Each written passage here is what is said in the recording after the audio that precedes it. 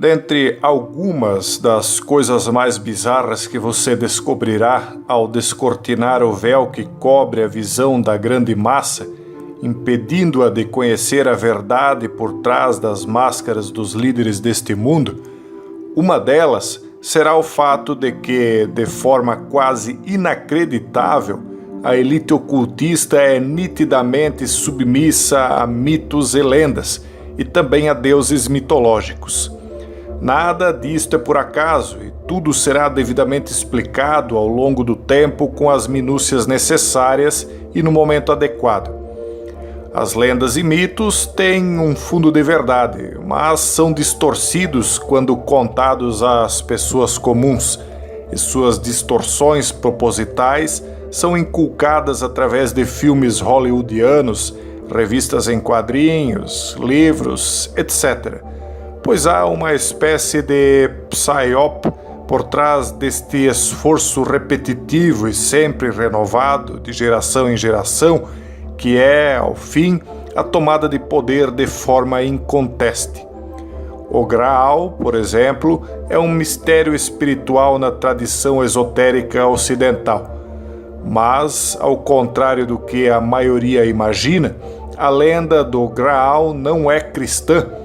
E sim, o Graal é uma história pagã que se tornou cristianizada, mantendo muito de sua imagem e simbolismo pagão. O Graal é, segundo a visão da elite ocultista, uma porta de entrada para o paraíso, um ponto de contato com um reino sobrenatural e espiritual. Bom, é a visão deles, não minha. O Graal, para eles, possui poder de cura ilimitado e torna possível uma apreensão direta do divino.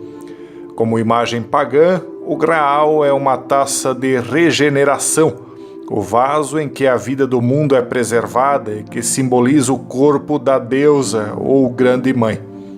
Em sua forma cristianizada, distorcida para iludir as massas ocidentais especialmente, o Graal é o cálice usado por Cristo na última ceia e que guardou o seu sangue após a crucificação. Não se sabe se tal objeto realmente existiu ou existe e não há uma imagem definitiva dele.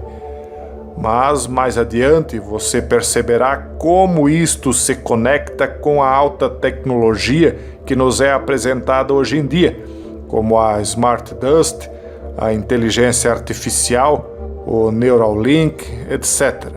Mas cada coisa a seu tempo.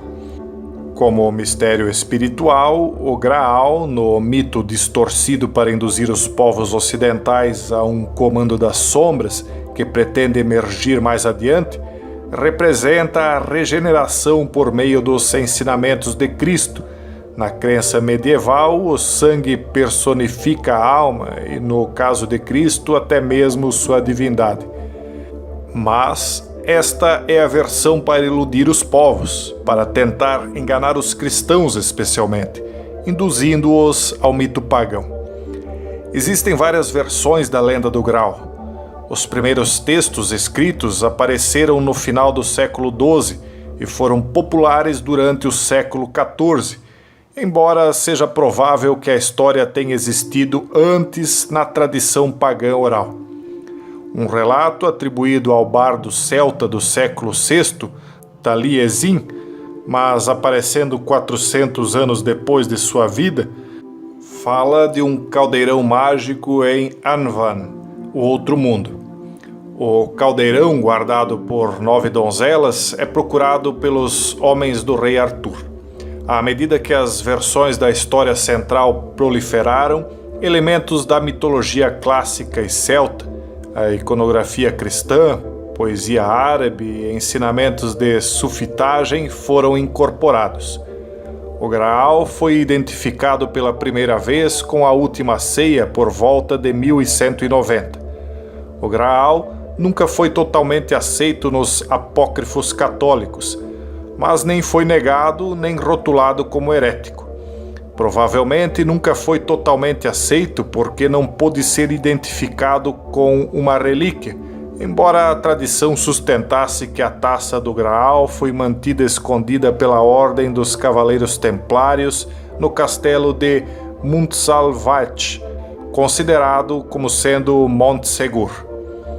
Os Cavaleiros Templários tiveram e têm até hoje, agora sob outro nome e sob diretriz bem diferente, influência incomensurável no traçado do curso da história ocidental e, por consequência, mundial. As guerras mundiais já passadas e a que ainda virá têm conexão direta com este mito por eles propagado. O Graal tornou-se amplamente popular na tradição cavalheiresca medieval. Seus simbolismos foram absorvidos pelo esotérico Rosa Cruz, uma ordem de ritos secretos presente até hoje. De acordo com uma versão cristã da história do Graal, José de Arimateia é encarregado de preparar o corpo de Cristo para o túmulo. Ele obteve o cálice usado por Cristo na última ceia e, enquanto lava o corpo, usa o cálice para colher o sangue que escorre das feridas. Quando o corpo de Cristo desaparece do túmulo, José é acusado de roubá-lo e é preso sem comida. Cristo lhe aparece, põe o cálice aos seus cuidados e lhe ensina vários mistérios, inclusive a missa. José permanece vivo na prisão por uma pomba misteriosa que aparece todos os dias e deixa uma hóstia no cálice. Após sua libertação no ano 70, de acordo com uma versão, José viaja para a Grã-Bretanha, onde funda a primeira igreja cristã em Glastonbury, dedicado a Maria, que para o povo é dito ser a Maria, mãe de Cristo, mas que em oculto seria de fato a Virgem Negra, o que será explicado adiante com detalhes. No mito, ainda, ele consagra o Graal na igreja. O Poço do Cálice, em Glastonbury, também está associado ao Graal. Suas águas minerais e ferrosas foram consideradas uma fonte sagrada de cura. Em outra versão, José passa o Graal para Bron, o marido de sua irmã, que se torna o pescador rico quando alimenta muitos do copo com um único peixe. O grupo então vai para Avaron, que se imagina ser Avalon, considerado o outro mundo na tradição dos mitos arturianos, e lá esperam por um novo guardião do Graal.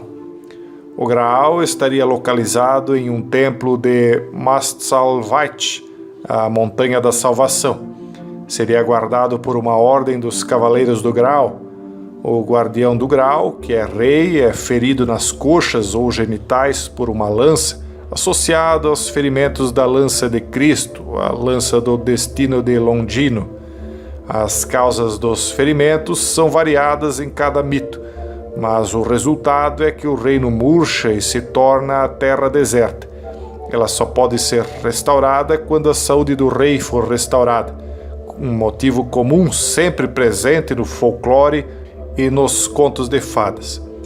Então começam as buscas arturianas pelo Graal. No Pentecostes, o Graal aparece flutuando em um raio de sol para os Cavaleiros da Távola Redonda, que prometem encontrá-lo. As missões são iniciações. Galahad, o puro, Percival, o tolo, e Bors, o humilde, são os únicos cavaleiros a encontrar o Graal. Lancelot, manchado por seu amor impuro pela rainha Guinevere, falha. Percival encontra o rei ferido e faz a pergunta ritual que pode curá-lo: a quem o Graal serve? A resposta não é dada, mas é ao rei. Percival responde corretamente.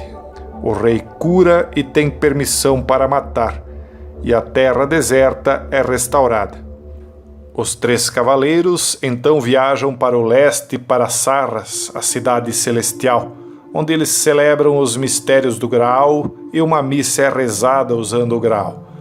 Galahad morre em santidade e o Graal sobe aos céus. Percival assume o lugar do rei e Bors retorna a Camelot. mas se engana quem crê que esta lenda é originada inicialmente na Europa. Ao contrário do que pensam os inocentes e sem instrução ao redor do mundo, os poderes milenares que são transmitidos de mão em mão no seio de famílias poderosas advêm de milênios atrás, e são estas mesmas famílias que desenham a última tentação da humanidade para os dias atuais, através de cultos à deusa, perfeitamente disfarçados dos olhos do povo comum. As origens da lenda do Graal podem ser encontradas no motivo antigo e universal do vaso sagrado como um símbolo de poder e a fonte de milagres.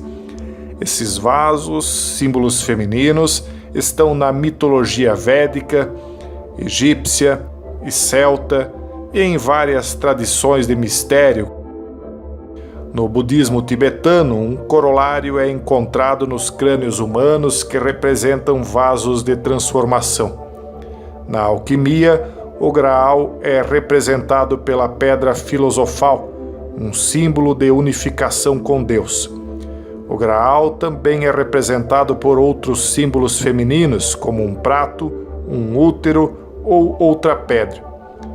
Uma versão da lenda, Parzival, finalizada em 1207 por Wolfram von Eschenbach, disse que o Graal era uma esmeralda que caiu da coroa de Lúcifer durante sua batalha com Deus e foi trazida à Terra por anjos. Carl Jung disse que a história do Graal permanece psiquicamente viva nos tempos modernos, ganhando destaque em tempos de necessidade coletiva. Este e importantíssimos outros mitos que você conhecerá, por incrível que lhe possa parecer agora, são mitos em torno dos quais gira o poder mundial. A busca do Graal é uma busca pela verdade, mas a verdade deste mundo, e também uma busca pelo poder, mas um poder transitório que busca ingenuamente substituir o poder eterno e pode ser visto como um paradigma da jornada espiritual moderna para restaurar a terra deserta em que vivemos e reimplantar um paraíso perdido, nem que seja na marra e abaixo da força do braço e da inteligência humana, algo que, conforme você verá, não tem a mínima chance de dar certo. Existem muitos caminhos que os homens poderosos traçaram para o Graal, mas veremos mais sobre isto adiante.